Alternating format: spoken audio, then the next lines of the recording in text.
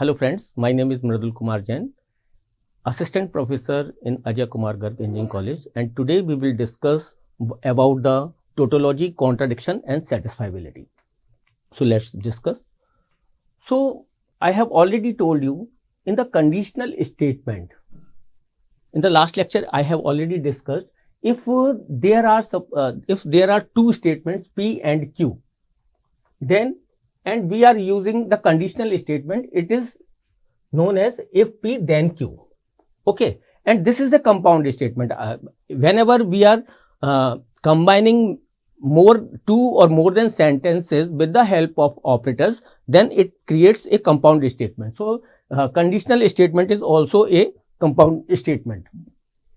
Okay, the implication P and Q is false only when P is true and Q is false.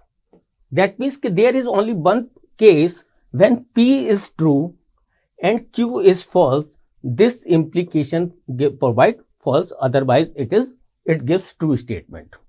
Okay, so if for example, if there are if A equal to B and B equal to C, then I am saying A equal to C. Suppose this proposition is P, this is Q and this is R. So in the form of conditional statement or propositional logic, how I can write P and Q, okay, this then implies R. So this statement can be written like this: if I get money, then I will purchase a computer. Suppose this is A, the sentence A is I get money, and second proposition is I will purchase a computer. And what is my sentence is, if I get money, then I will purchase a computer. So how I can write this? Means A implies B. If I get the money, then I will purchase the computer. So if there is a conditional statement, then we can write this propositional compound statement like that. Okay, so there are some variation in conditional statement. The one is contrapositive, converse and inverse. So we will discuss one by one. These all things are with respect to implication. Number one, okay, these all three variations are with respect to implication. The negation Q implies negation K is called contrapositive for P implication Q. अगर मेरा P implication Q exist करता है और मैं आपसे पूछता हूं कि इसका कॉन्ट्रापॉजिटिव क्या होगा, तो दैट मीन्स कि negation Q implies negation P, ये जो होगा वो मेरा क्या होगा, कॉन्ट्रापॉजिटिव. अगर मैं पूछता हूं कि P implication Q का कन्वर्स क्या है, तो अगर मैं इसको रिवर्स करता हूं, Q implies P बोलता हूं, तो मैं कहता हूं कि this is the converse of P implies Q. और अगर मैं इनवर्स की बात करता हूं, तो अगर दोनों साइड में मैं निगेशन करता हूं, negation P implies negation Q, तो इसको हम बोलते हैं इनवर्स. तो ये तीन वेरिएशन है मेरे विद्या है. किससे रिलेटेड है? Conditional statement P implies Q से रिलेटेड है. P इंप्लाइज Q है और इन दोनों को अगर मैं रिवर्स करके निगेशन करता हूं, negation Q implies negation P, तो इसको मैं बोलता हूं कॉन्ट्रापॉजिटिव. कन्वर्स में इसको मैं उल्टा कर देता हूं, P इंप्लाइज Q को Q इंप्लाइज P कर देता हूं. और इनवर्स में मैं क्या करता हूं, इसी P इंप्लाइज Q का दोनों साइड में एज इट इज निगेशन करता हूं, तो मैं क्या बोलता हूं कि ये इनवर्स है. अब यहां पे मैं आपको बताता हूं, show that P implies Q and its contrapositive are logically equivalent. अब मुझे ये चेक करना है कि P इंप्लाइज Q और negation Q implies negation P जो है वो लॉजिकली इक्विवेलेंट है या नहीं है. तो मैंने क्या बताया था कि जब भी हमें ट्रूथ टेबल बनानी होती है तो हम क्या देखते हैं कि उसमें वेरिएबल्स कितने हैं. इसमें 2 वेरिएबल हैं, 4 कॉम्बिनेशन बन गए मेरे, true true true false false true false false. अब मैंने क्या किया कि मुझे क्या क्या चीज कैलकुलेट करनी पड़ेगी, उसके अकॉर्डिंग मैंने अपनी डिसाइड कर ली कि कॉलम मेरे क्या क्या होंगे. तो मुझे पता है कि मुझे P और Q चाहिए, निगेशन P और निगेशन Q चाहिए, तो उसको मैंने ये अलग अलग 2 कॉलम में कैलकुलेट कर लिया. निगेशन P और निगेशन Q को मैंने यहाँ पर लिख लिया. अब यहाँ पे मैंने पहले कैलकुलेट किया P इंप्लाई Q, तो P इंप्लाई Q में मुझे पता है कि केवल इस कंडीशन में ये फॉल्स आता है और सब में क्या आएगा, ये ट्रू आएगा. तो यहाँ पे मैंने फॉल्स लिखा, बाकी सारी ट्रू से फिल कर दी. अब नेक्स्ट मुझे क्या देखना है, negation Q implies negation P। तो वहां पे मुझे ये दो कॉलम देखने हैं, ये इन दोनों कॉलम के बीच में इंप्लीकेशन लगाना है, और मुझे इंप्लीकेशन में मुझे पता है कि अगर मेरा ये जो पहला है ये ट्रू है और दूसरा अगर ये फॉल्स है, क्योंकि निगेशन मेरा जो है वो इस तरीके से है, और मुझे पता है कि ट्रू और false, if negation Q then negation P मुझे चेक करना है। तो यहां पे ये ट्रू है और फॉल्स है, यहां पे ये फॉल्स आएगा, अदरवाइज सभी में ये क्या आएगा, मेरा ट्रू आएगा। ठीक है, तो ये सभी में ट्रू आ गया। अब ट्रुथ टेबल से मैं कंपैरिजन कर लूंगा कि अगर मुझसे ये पूछा जा रहा है कि ये दोनों कॉलम जो हैं वो सेम है या नहीं है, तो दैट मीन्स के इम्प्लीकेशन और जो मेरा इम्प्लीकेशन और ये कॉन्ट्रा पॉजिटिव का अगर जब मैं ये कंपैरिजन कर रहा हूं, तो दोनों कॉलम की जो वैल्यूज हैं वो मेरी सिमिलर है, एग्जैक्टली सिमिलर है। ठीक है, तो मैं कह सकता हूं कि ये दोनों चीजें जो हैं सेम है। दैट मीन्स क्या, अगर मैं कहूं कि कोई एक स्टेटमेंट है, ये इसका इम्प्लीकेशन है, और मैं कहूं कि उसी में मैं इस तरीके से उसको रिप्रेजेंट करूं, negation Q implies negation P, तो वो दोनों का मीनिंग जो है वो सेम, लॉजिकली सेम आएगा, क्योंकि वो मेरा, मैं चेक भी कर सकता हूं कि उसकी ट्रुथ टेबल जो है वो दोनों सेम है। नेक्स्ट देखते हैं। अब यहां पे मुझे क्या चेक करना है कि Q implies P, Q implies P मेरा क्या चीज है, कन्वर्स। Q इंप्लाइज P क्या है, कन्वर्स।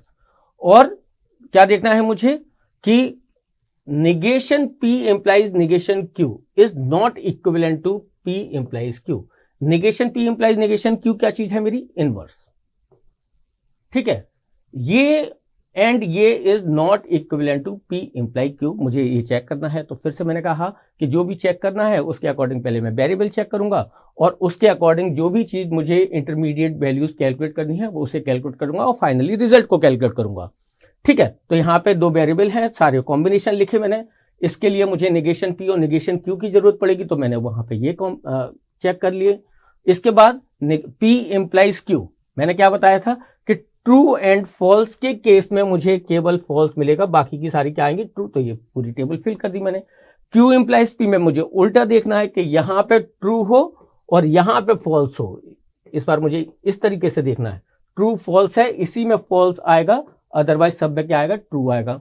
नेक्स्ट मुझे क्या देखना है, negation P implies negation Q। तो दैट मीन्स कि जहां मेरा ये ट्रू है और ये फॉल्स है, क्योंकि अब मुझे इन दोनों का इंप्लीकेशन देखना है, तो यहां पे फॉल्स आएगा, बाकी सब में ट्रू आएगा। अब यहां से मैं बड़ी आसानी से चेक करके बता सकता हूं कि Q implies Q, Q implies Q, ठीक है, Q इंप्लाइज P मेरा ये है, और negation P implies negation Q मेरा ये है, and not equivalent to P implication Q। ये जो है वो मेरा इस, ना तो ये मेरा इसके इक्वल आ रहा है और ना ही मेरा ये इसके इक्वल आ रहा है। ओके, इंपॉर्टेंट चीज क्या है जो और भी हम समझ सकते हैं इसी सेम एग्जांपल से, कि यहां पे Q इंप्लाइज P जो है वो मेरा कन्वर्स है और ये मेरा इनवर्स है। ये दोनों चीजें मेरी सेम आ रही हैं, ये दोनों चीजें मेरी इंप्लीकेशन के इक्विवेलेंट नहीं है, बट इसी सेम टेबल से मैं ये भी समझ सकता हूं कि मेरा ये कन्वर्स और इनवर्स मेरे सेम होते हैं। जैसे मैंने लास्ट एग्जांपल में बताया था कि यहां पे इंप्लीकेशन और कॉन्ट्रा पॉजिटिव मेरे सेम थे, इसी तरीके से मेरे यहां पे कन्वर्स और इनवर्स दोनों सेम होते हैं, ये हम यहां से समझ सकते हैं। Okay, next is by conditional statement. By conditional statement क्या है, मैंने बताया था कि ये जो है, फिर से हम समझ सकते हैं कि P implies Q and Q implies P, ये इन दोनों का एंड है, क्योंकि यहां पे दोनों चीजें चल रही हैं। P इंप्लाइज Q भी कर रहा है और Q इंप्लाइज P भी कर रहा है, इन दोनों को हमें एंड लेना है, तो इसकी ट्रुथ टेबल जो है वो इससे हम निकाल भी सकते हैं। अदरवाइज मैंने क्या बताया था कि अगर दोनों इनपुट मेरे सेम हैं तो मुझे ट्रू मिलेगा, अदरवाइज मुझे क्या मिलेगा, फॉल्स मिलेगा। दोनों स्टेटमेंट मेरे सेम हैं तो मुझे ट्रू मिलेगा, अदरवाइज मुझे क्या मिलेगा, फॉल्स मिलेगा। दोनों स्टेटमेंट अगर मेरे सेम है तब मुझे ट्रू मिल रहा है।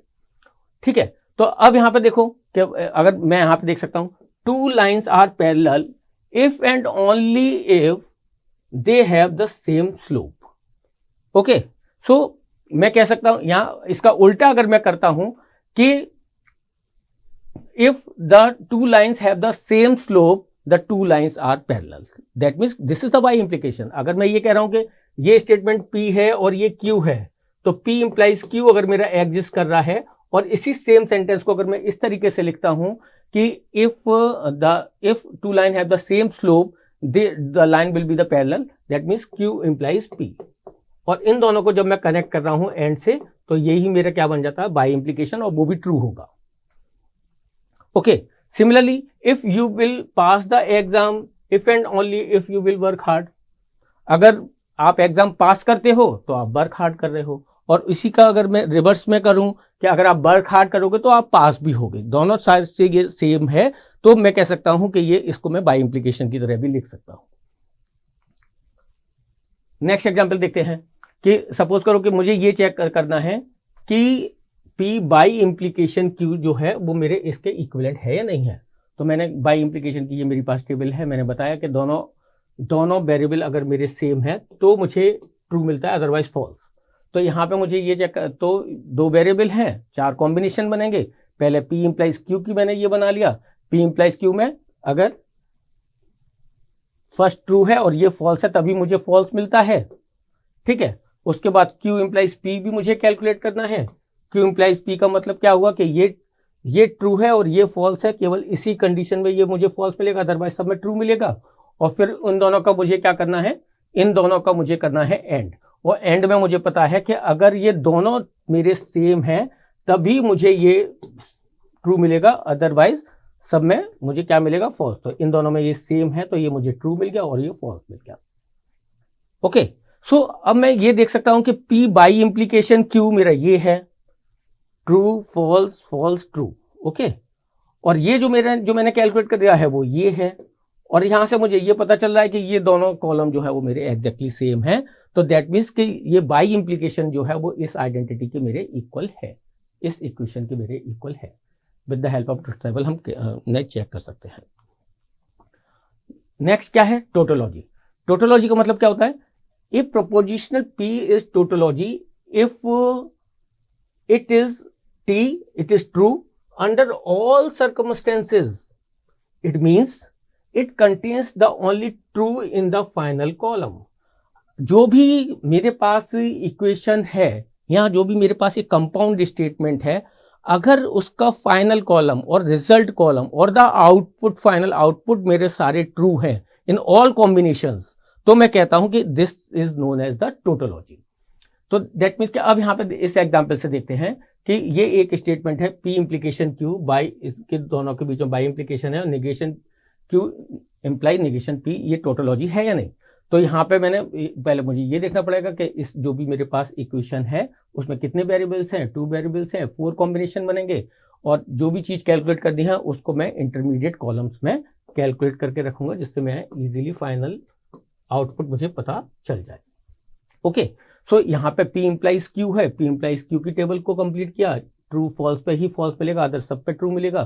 फिर ये मैंने नेगेशन Q कैलकुलेट कर लिया with the help of this column, negation P calculate कर लिया with the help of this column. ठीक है, फिर negation Q implies negation P, इसका मतलब केवल मुझे इस वाली कंडीशन में ये फॉल्स मिलेगा, बाकी सब में ट्रू भर दूंगा. मैं सारी एंट्री फिल कर सकते हैं केवल इतने को देख के. और उसके बाद मुझे क्या चेक करना है, P implies Q, P implies Q मेरा ये है.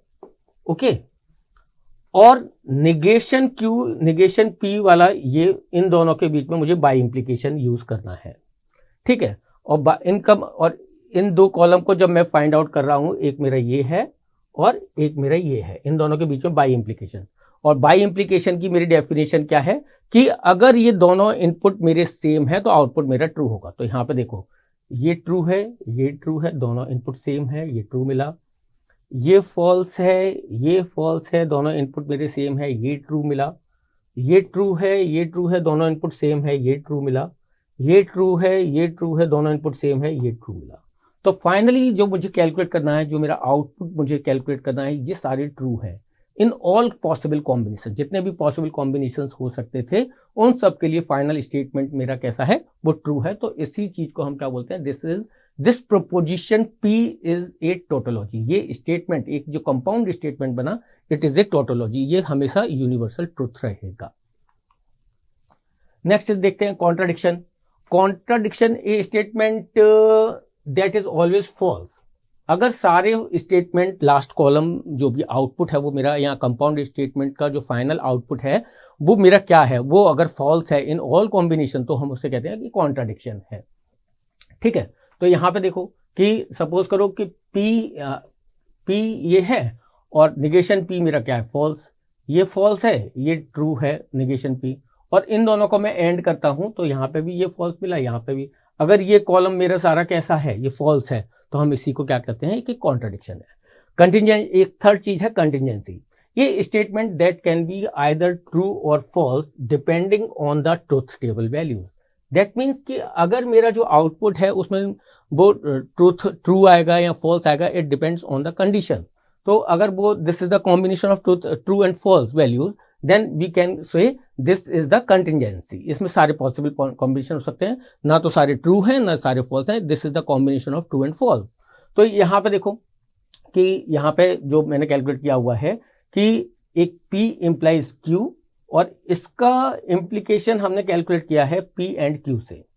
ओके, सो ये जो सपोज करो कि ये मेरा फाइनल स्टेटमेंट है, तो फिर इन दोनों के बीच में मैंने इम्प्लीकेशन लगाया, और इम्प्लीकेशन में मैंने क्या बताया था आपको कि अगर ये ट्रू फॉल्स वाला कॉम्बिनेशन है तभी ये फॉल्स आएगा, अदरवाइज सब में क्या आएगा, ट्रू आएगा। तो ये, और इसमें मैं देख सकता हूं कि ये जो आउटपुट है, this is the combination of true values and false value. अगर सारे ट्रू होते तो टोटोलॉजी बोल देते, सारे ट्रू फॉल्स होते तो कॉन्ट्राडिक्शन बोल देते। This is the combination of both, so this is the contingency. ठीक है, अब देखते हैं कि logic, what is logical equivalence. Two propositions are said to be logical equivalent if they have exactly the same truth values under all circumstances। तो consider the following proposition. आप suppose करो कि ये दो प्रोपोजिशन मुझे चेक करने हैं कि ये दोनों इक्विवेलेंट हैं या नहीं है। निगेशन P और Q, और निगेशन ऑफ, और ये ब्रैकेट के अंदर है P एंड Q। तो यहाँ पे कितने वेरिएबल हैं, दो वेरिएबल हैं, 4 कॉम्बिनेशन। तो इंटरमीडिएट वैल्यू मुझे क्या कैलकुलेट करनी पड़ेगी, निगेशन P और निगेशन P ही कैलकुलेट करनी है। ठीक है, और बाकी का सारी चीजें हम कैलकुलेट कर सकते हैं। नेगेशन Q भी कैलकुलेट करना, नेगेशन P और नेगेशन Q दोनों कैलकुलेट करना है।